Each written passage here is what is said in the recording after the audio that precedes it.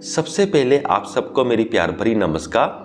आज हम पहले बात करेंगे थर्ड आई मेडिटेशन टेक्निक के बारे में और उसके बाद मैं बताऊंगा अपना थर्ड आई मेडिटेशन करने का अनुभव।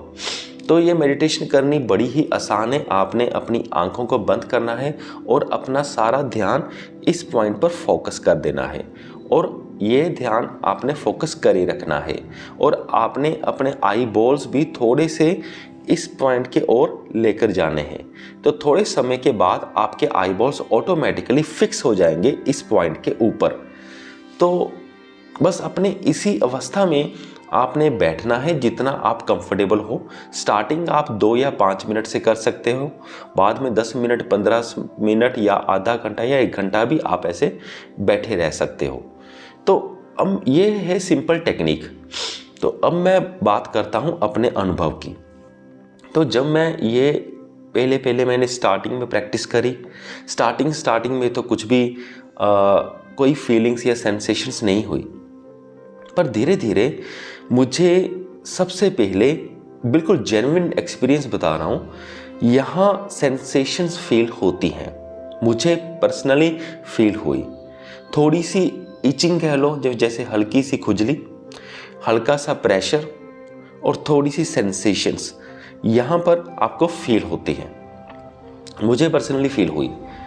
तो पहले तो क्या होती है कि जो ये सेंसेशंस फील होती हैं ये तभी फील होती हैं जब हम ये प्रैक्टिस कर रहे होते हैं। फिर एक दिन ऐसा भी आया जब मैं नॉर्मली कोई और काम कर रहा था, कोई मेडिटेशन नहीं कर रहा था, दिन का टाइम था, अपने काम में लगा हुआ था और काम करते करते अचानक से यहाँ पर सेंसेशन फील हुई।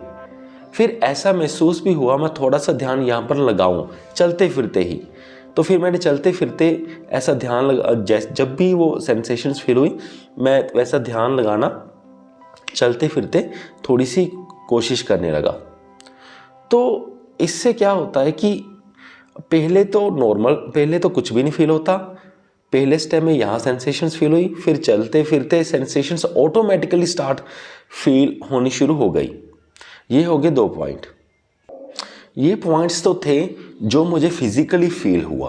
अब हम बात करते हैं क्या बेनिफिट क्या हुआ, लाभ क्या हुआ। एक तो एफिशिएंसी इंक्रीज होती है, इसमें कोई शक नहीं है। जब भी आप ये प्रैक्टिस करोगे या त्राटक करोगे तो आपकी एफिशिएंसी तो इंक्रीज होनी ही होनी है। आप कोई भी काम करोगे मोर एफिशिएंटली आप कर पाओगे। और एक और चीज़ जो मैंने अपने आप में अनुभव करी, काफ़ी साल हो गए हैं मुझे मेडिटेशन करते हुए, तो वो ये है कि जैसे अगर मैं काफ़ी साल पीछे चला जाऊं या एक नॉर्मल इंसान की बात करूं तो वो सोशल होना उसकी एक मजबूरी सी हो जाता है। यानी कि जब भी वो खाना खाता है तो उसे होता है कि खाना खाते कोई साथ हो। तो अगर वो शाम को बाज़ार जाता है किसी काम के लिए या सिर्फ घूमने के लिए या टहलने के लिए पार्क चला जाता है तो उसे होता है कि उसके साथ कोई ना कोई दोस्त हो या उसके साथ कोई कंपनी हो। पर अब मेरे केस में ऐसा नहीं होता। अगर अब मैं अकेला भी खाना खा रहा हूँ, अगर मैं अपने ऑफिस में बैठा हूँ, बाकी सब एक साथ खाना खा रहे हैं सपोज करो, तो मैं अपना खाना खा रहा हूँ अकेले, तो मुझे नहीं फ़र्क पड़ रहा, कोई फ़र्क नहीं पड़ रहा और बिल्कुल नॉर्मली लग रहा है। और ये बात कहने को नहीं है कि मैं कह रहा हूँ कि ऐसे मुझे कोई फ़र्क नहीं पड़ता, ये वो है। मुझे सच में एक्चुअल में ओके लगता है। जब मैं शाम को अकेला पार्क टहलने जाता हूँ तो सपोज़ करो कोई कंपनी नहीं मिलती तो मुझे अकेले को भी पार्क में टहलने में मज़ा आता है। तो कोई कंपनी की कोई ज़रूरत महसूस नहीं हो रही है या होती नहीं है। या धीरे धीरे स्टेजेस आते हैं, एकदम से नहीं आते।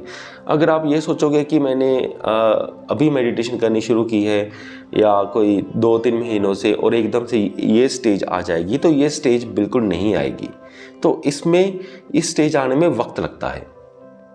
और एक चीज़ बड़ी अनोखी है जो मेरे साथ हो रही है, वो शायद किसी और के साथ नहीं हो रही। वो ये है कि मुझे काफ़ी सारे सपने ऐसे आते हैं, यानी कि जब स्वप्न आते हैं तो काफ़ी बार ऐसे आते हैं कि मैं हवा में उड़ रहा हूँ। हालांकि हवा में उड़ना काफ़ी नॉर्मल है, बहुत लोगों को सपने आते होंगे, पर जब मैं हवा में उड़ रहा हूँ तो मैं अपनी हाइट आप डिसाइड करता हूँ कि मैंने कितनी ऊंचाई से हवा में उड़ना है। और जब मुझे लगता है कि अब ज़्यादा हो गया तो तब कितना नीचे आना है, ये भी स्वप्न में मैं खुद ही डिसाइड करता हूँ। और नॉर्मली मैं स्वप्न में उन जगहों पर उड़ता हूँ जहाँ पर हरियाली होती है, और ये भी मैं डिसाइड करता हूँ। कभी कभी स्वप्न में नॉर्मली मैं ग्राउंड में होता हूँ, ग्राउंड में पहले उड़ता हूँ, फिर जब मैं उड़ जाता हूँ तो फिर मैं ये डिसाइड करता हूँ कि हाँ मैंने उस जगह जाना है जहाँ हरियाली है और उसका ओवरव्यू देखना है। तो बड़ा ये इंटरेस्टिंग सा सपना है वैसे तो फिर उसका ओवरव्यू जब मैं देखता हूँ तो अपनी मर्जी से जाता हूँ, अपनी मर्जी से उड़ता हूँ।